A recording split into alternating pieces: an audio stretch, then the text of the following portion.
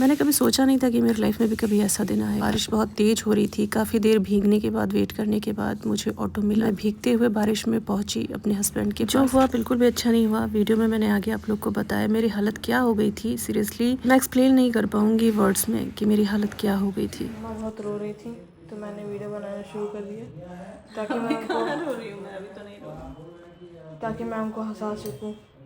हंस तो रही हूँ। हाँ अब हंस रही हैं, पहले नहीं हंस रही थी। अब वीडियो में रोते हुए तो आऊँगी नहीं, हाँ हंसना तो पड़ेगा ही। गाइस, जो हुआ है आपको कुछ देर में पता चल जाएगा, तब तक आप सब्र रखिए। जो हुआ है वो बहुत बुरी चीज़ हुई है। अभी मैं फिर से रो दूँगी, बाद में मिलती हूँ बाद में। यहाँ पे इंजेक्शन लगाने के लिए आए हुए थे तो वीडियो बनाना तो मैं नहीं चाह रही थी, लेकिन फिर भी ज़रूरी है बनाना।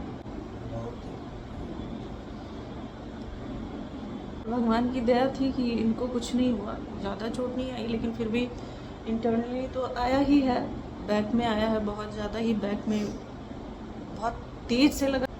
इनका एक्सीडेंट हुआ है आज, और कार वाले ने टक्कर मारी थी। कार यहाँ की नहीं थी, लखनऊ की थी। मैं यहाँ पे लगा दूँगी, कार का नंबर भी लगा दूँगी और उसका नाम भी लगा दूँगी। और मैं पता करा रही हूँ, इसका एड्रेस भी पता मैं करा रही हूँ। और पुलिस वालों की बदतमीज़ी देखिए। वैसे पुलिस तो हर जगह की बदतमीज़ होती है, कहीं कहीं पे होंगे जो इंसानियत होती है, बाकी तो यहाँ पे तो मैंने मैक्सिमम देखा सब के सब पुलिस बनारस में बदतमीज़ ही होते हैं। पहली बार आप लोगों ने मेरे मुंह से ये शब्द सुना होगा, क्योंकि बात मेरे पति की है। मेरे घर पे मेरे मम्मी पापा, मेरा भाई, मेरा बेटा और मेरे पति, इन पे कोई आँच आ जाए ना तो सिर्फ एक कहना नहीं है, मैं सीरियसली बताऊँ, सिर्फ एक कहना नहीं है, मैं सच में आग लगा दूंगी सबको। भले मैं मर जाऊंगी, मुझे मंजूर है, मुझे अपनी परवाह नहीं है, लेकिन जिससे मैं प्यार करती हूँ उसको अगर कुछ हो जाए तो मैं किसी को भी छोड़ूंगी नहीं। क्या हुआ है कि जो भी अपना बातचीत हुआ होगा, सेटिंग करके जो भी हुआ होगा, उसको भेज दिया है और इनके साथ उल्टा बदतमीज़ी करने लगा है। जिस इंसान को चोट लगी हुई है, क्योंकि इनके पास बाइक थी उस टाइम वो कार से नहीं था, हो सकता है उसको ज़्यादा समझाओ कि पैसे वाला है, इनको समझाओ कि इसके पास पैसे नहीं है क्योंकि ये बाइक से थे, है ना। नहीं, वो टक्कर मार दिया, टक्कर मार के भाग रहा था। हाँ, जो कि वो पकड़ा भी गया था, ऐसा नहीं था कि वो भाग गया था। वहाँ के लोग पकड़े हैं उसको। एक होता है ना, मुझे फील हो जाती हैं चीज़ें। बारिश हो रही थी बहुत तेज़ से, अचानक से खूब तेज़ बारिश होने लगी है और मैं लेटी हुई थी। अब मैंने मास्क लगाया था, हेयर मास्क, तो मैंने वॉश किया और उसके बाद आ करके बस ऐसे ही मैं लगी थोड़ा बहुत मोबाइल चलाने। ऐसा लगा कि बारिश हो रही है बहुत तेज़ अचानक से, तो कपड़े उपड़े लेके आई। मैंने वो क्लिप शूट किया था कि देखिए कितनी तेज़ बारिश हो रही है, बस इतना ही किया था। उसके बाद फिर मैंने सोचा, पता नहीं क्या दिमाग में आया, मैंने कहा लाओ इनको फ़ोन करूँ। उस टाइम मैं फ़ोन करती नहीं हूँ। मैंने एक बार फ़ोन किया, बिजी जा रहा था फ़ोन, फिर दोबारा मैंने किया तो नहीं उठा, फिर तीसरी बार भी उठाया तो मैंने उधर से बहुत आवाज़ें सुनी। अब मैं एकदम घबरा गई, इतना ज़्यादा मुझे वो हो गया ना कि मतलब मेरी उस वक्त तबीयत भी ख़राब हो रही थी। मैं जब ज़्यादा स्ट्रेस लेती हूँ तो इनको पता है कि मेरी क्या सिचुएशन हो जाती है, मैं आउट ऑफ कंट्रोल हो जाती हूँ, मेरी बॉडी भी आउट ऑफ कंट्रोल हो जाती है। लेकिन बात यहाँ पे ये थी कि इनके साथ चीज़ें गलत हो रही थी, इसलिए मेरे दिमाग पे मेरा मतलब वो चीज़ हावी नहीं हुआ। मैंने बस भगवान का नाम लिया, दोपहर का टाइम था, मंदिर मैं बंद करके उसके बाद भगवान को भी रेस्ट करने के लिए वो कर देती हूँ।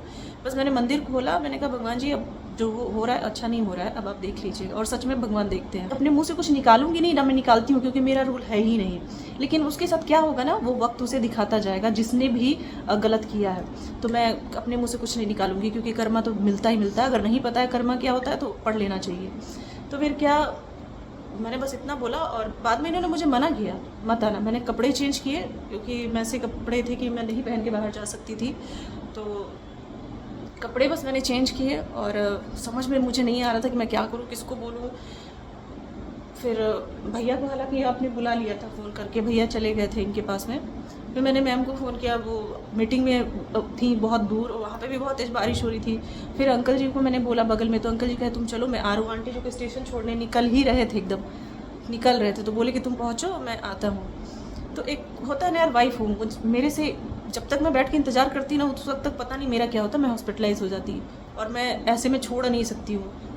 तो फिर मैंने कहा कि नहीं मैं निकलती हूँ। बारिश हो रही थी तेज़ से, उसी बारिश में मैं गई। मेरे पास चेंज पैसे भी नहीं थे, पता नहीं बताया कि नहीं आपको, बस 500 रुपये सामने रखा था, मैंने उसको लिया हाथ में ऐसे ही, कुछ और नहीं लिया। एक हाथ में मोबाइल, एक हाथ में पैसा ले करके मैं निकली।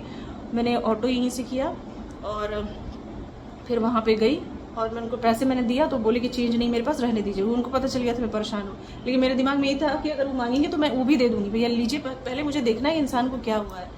फिर मैं अंदर गई, फिर जब मैंने इनको देखा मैं ऐसे डिस्टर्ब हो गई, बहुत ज़्यादा ही डिस्टर्ब हो गई। और बाकी का मैं क्या बोलूँ, हमारे यहाँ का जो प्रशासन है वो कितना अच्छा है ये तो आप लोग को पता ही है। इसका भी सॉल्यूशन निकलेगा, ऐसा नहीं है कि नहीं निकलेगा, बहुत जल्द निकलेगा। और अगर इंसान नहीं निकाल पाएंगे तो भगवान तो है ही निकालने के लिए। जो भी चीज़ें हुई बहुत ही गलत हुई। हमारा देश, हमारी पुलिस जो ये है, पैसे अगर आप देंगे अच्छा खासा तो फिर आपका सुनेगा, नहीं तो फिर नहीं। मैं ऐसे कैमरे पे आना भी नहीं चाहती, आप लोग को पता ही। तो आए हैं तो फिर मैंने यहाँ पे हल्दी और तेल गरम करके उसको सेक करके बांधा है। अभी आए हैं, इंजेक्शन लगाए हैं, एक पेन किलर वाला और एक और टिट बैग लगाए हैं, और मेडिसिन भी आया है। क्योंकि ये जाने के लिए आज रेडी नहीं थे, बोले कि आज रहने दो, कल मैं जा पाऊँगा, आज मैं इसमें नहीं हूँ कि आज मैं इतना जोरदार वो टक्कर मारा ना कि बहुत तेज। मेरा अगर हेलमेट मैं नहीं पहना होता तो मेरा सिर पीछे फट जाता या फिर कोई कार जाता, क्योंकि वो हाईवे था। वहाँ पे तो बहुत सारी कार आ रही हैं जा रही हैं, लेकिन उस समय कुछ नहीं था, मैं बच गया, क्योंकि बच गया और साफ बचा। उसके बाद मेरा ये यहाँ पे पूरा रगड़ा गया पूरा ये, और मेरे बैक में शोल्डर के पास में पूरा चोट लगा है, मतलब अंदर जो हड्डी में जो लग सकता है, और बैक में लगा हुआ है, नीचे लगा हुआ है पूरा, बहुत ज़्यादा है, तो बहुत ज़्यादा दर्द है। और ये रोने लगी एकदम।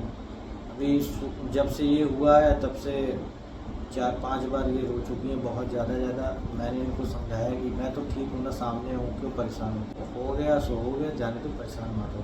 बाकी जो चीज़ है, जो जिसने बदतमीज़ी किया है उसको भी अच्छा सबक मिलेगा, थोड़ा धीरे जाओ। पता है, भगवान का आशीर्वाद था, हनुमान जी का आशीर्वाद था कि कम में चीज़ें होकर के होगी, वरना ये जिस तरीके से बता रहे थे ना कि इतनी तेज़ टक्कर थी कि कोई चांस नहीं था। ये बहुत दूर जाके गिरे हैं, गाड़ी भी बहुत, और मेरी स्कूटी लिए थे ये। हाँ, मेरी स्कूटी भी लिया टूट था, गई उसपे है। सामान भी मैंने रखा हुआ है, कुछ घर का काम चल रहा है तो इलेक्ट्रिक पूरा वायर वगैरह ये सब पूरा सामान था, मैंने रखा हुआ था। पता है, मैं अपने भाई के पास मैसेज कर रही थी ऐसे कि भाई ये नंबर पता करवाइए। आप लोगों ने देखा होगा संदीप, वो खुद भी है, अब क्या है मैं बाद में बताऊंगी। तो काफ़ी बड़े उस पर है, यही पॉलिटिशियन में।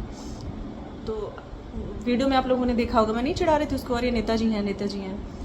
तो मैं उसको मैसेज कर रही थी कि संदीप ये पता करो कहाँ की, इसका मुझे एड्रेस चाहिए इसके गाड़ी का। तो बोला कि ठीक है, क्या हुआ दीदी, क्यों कोई प्रॉब्लम है क्या? तो मैं बस उसको ऐसे ही बोल के रोने लगी। यार आज बहुत अकेलापन लग रहा है मुझे यहाँ पे, वहाँ पे कभी लगा ही नहीं। मतलब मैं सीरियसली बताऊँ, मैंने गोरखपुर में होंगे अच्छे बुरे हर जगह पे होते हैं, लेकिन मैंने इतना बदतमीज़ पुलिस मैंने नहीं देखा है। मैं सीरियसली बताऊँ, मैंने अपनी लाइफ में नहीं देखा है जितना वो बदतमीज़ था। क्या नाम था उसका? गुड्डू विश्वकर्मा उसका नाम था। मैं वीडियो नहीं ले पाई, वरना मैं फ़ोटो भी डाल देती उसका, देखती क्या कर लेगा वो। मेरा तो ऐसे भी कुछ नहीं कर सकता। वहाँ पे अगर कुछ भी होता है ना, इतने लोग आ जाते हैं 2 मिनट के अंदर। और आज मुझे लगा कि यार मैं बहुत यहाँ पे, तो बोला संदीप कि आप ऐसा क्यों बोल रही हैं कि यहाँ पे इतने लोग वहाँ पे भी चले जाएंगे ना कि आप सोच नहीं सकती हैं। और ऐसे लोग जाएंगे कि आप कभी सोचेंगी भी नहीं कि कहाँ से इतने लोग आ गए। तो मैं कहा नहीं यार, बस आज मुझे ऐसा लगा कि पता नहीं क्यों। और उसके बाद क्या बोल रहा पुलिस वाला, ठीक तो हो ना, मतलब तुम क्या चाहते थे कि यहाँ बनारस के लोगों में मैंने देखा है, बनारस के लोग भी 10% आपको अच्छे मिलेंगे, वरना मेरे सब्सक्राइबर्स जो है यहाँ पे आते हैं घूमने बाहर से, वो मुझे खुद भी कमेंट करते हैं दीदी यहाँ के लोग अच्छे नहीं हैं बिल्कुल भी। तो इस चीज़ से तो मैं भी एग्री करती हूँ। 10% ही यहाँ पे अच्छे लोग हैं, जिनमें से कि ये लोग हैं जो मेरे आसपास आपको दिखेंगे वही लोग। बाकी तो मैंने देखा ही नहीं, इसलिए मैं ज़्यादा किसी से कॉन्टैक्ट में नहीं रहती हूँ। मैंने जब इनको फ़ोन किया ना, ये फ़ोन पे मेरे से बात भी नहीं कर रहे थे। फ़ोन उठा के बस लग रहा है भूल गया कि क्या हुआ, तब गया होगा। मैं सुन रही हूँ, मैं कह रही हूँ कैसी आवाज़ आ रही है। उसके बाद सुनते सुनते मैं एकदम परेशान, मेरी हालत तो आशु देखा उस टाइम, मान्या भी थी। ये बर्दाश्त नहीं हो सकता ना मेरे से। तो मैं तो हेलो कर ही रही थी, क्योंकि सुने तब ना उसका रिस्पांस दे, सुन ही नहीं रहे थे। और हेलमेट इन्होंने लगाया था तो थैंक गॉड कि सर में नहीं लगा, और ये जा रहे थे तभी जाते जाते मैंने बोला हेलमेट लगा लीजिएगा। चलिए मैं एंड करती हूँ वीडियो। हम लोग को इंसाफ चाहिए, मिलेगा इंसाफ, मिलेगा समय क्या कर रहे हैं यहाँ पे आप ऐसे शहर में? चलिए गोरखपुर चलिए। शहर कोई भी हो, हर शहर में हर तरीके के लोग होते हैं। नहीं, यहाँ पे अच्छे लोग नहीं कब हैं। किससे आपका यहाँ पे आपको ऐसे भी अच्छे लोग सामना हो मिले, जाएगा। जहाँ आप काम पे जाते हैं वहाँ पे भी सब बेईमान मिले आपको, फ्रॉड मिले। ठीक है, कोई बात नहीं। बेईमानी कर रहे हो, कितने दिन की बेईमानी जहाँ पे करेगा? काम पे जाते हैं ना दोस्तों, यहाँ वहाँ पे सिधाई का फायदा उठा करके लोगों ने इतना इनको ठगा है ना। लेकिन कोई बात नहीं, मैंने कहा ना भगवान है, तो यहाँ पे अच्छे लोग नहीं है। अब अपने कर्मा, आपको पता है ना कर्मा? नहीं पता होगा तो पढ़ लीजिएगा जरा कर्मा के बारे में। हाँ, कर्मा हिट्स बैक, और जब हिट करता है तो भगवान ही जाने, भगवान ही बचे। ठीक है। आज सब कुछ याद आ रहा है ना, सब कुछ, तो फिर गुस्सा आ रहा है मुझे। पर चलिए, इस बात का वो था, मैंने भगवान से बोला कि थैंक गॉड भगवान जी, कुछ ज़्यादा हुआ नहीं। इनकी तबीयत खराब होती है ना तो मैं नहीं देख पाती हूँ, मैं बार बार आगे पीछे घूमती रहूँगी। ऐसे मत रहिए, ठीक हो जाइए, ठीक हो जाइए, लगी रहूँगी। मुझे उनकी टेंशन हो रही है बहुत तेज। उनको पीठ पे लगा है, सर पे लगा है, उनको बुखार है, कब से सुबह ये कह के मैं नहीं पाऊँ मुझसे।